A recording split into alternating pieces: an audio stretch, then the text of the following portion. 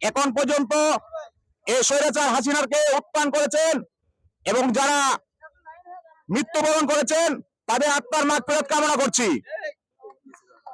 কিছু কথা না বললেই নয়, বাংলার বাড়ি বাংলার লৌহ পুরুষ মদন মোহন ঘোষ কালিয়াজুড়ির কৃতি সন্তান জনাব সাবেক স্বরাষ্ট্র প্রতিমন্ত্রী জনাব লুৎফুজ্জামান বাবর ভাইয়ের মুক্তির দাবিতে আজকের এই আশুলিয়ার পক্ষে জিয়া সাইবার ফোর্সের পক্ষ থেকে একটি মানববন্ধন ও গণমিছিলের আয়োজন করেছেন। সকলকে আমি ধন্যবাদ জানাচ্ছি।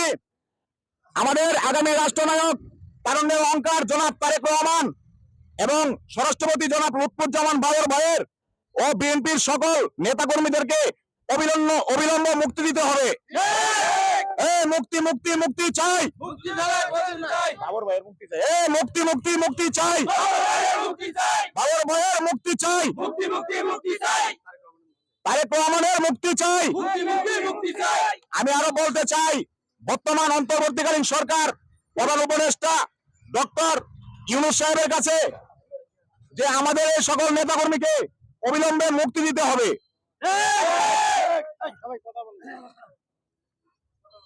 আরো বলতে চাই, আমাদের বর্তমান আশুলিয়াতে নতুন একটি বাংলাদেশ জাতীয়তাবাদী স্বেচ্ছাসেবকের একটি নতুন সংগঠন আমরা উদ্বোধন করছি, জিয়া সাইবার ফোর্স।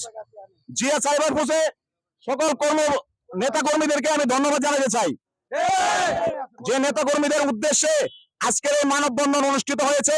আমি সকল নেতাকর্মীদেরকে, আশুলিয়া থানার জিয়া সাইবার ফোর্স সকল নেতৃবৃন্দদেরকে আমার পক্ষ থেকে এবং বাংলাদেশ জাতীয়তাবাদী দল বিএনপির সাবেক স্বরাষ্ট্র প্রতিমন্ত্রী জনাব লুৎফুজ্জামান বাবর ভাইয়ের মদন মোহনগঞ্জ কালিয়াজুড়ির পক্ষ থেকে আশুলিয়া থানার জিয়া সাইবার ফোর্সের সকল নেতৃবৃন্দকে ধন্যবাদ জানাতে চাই।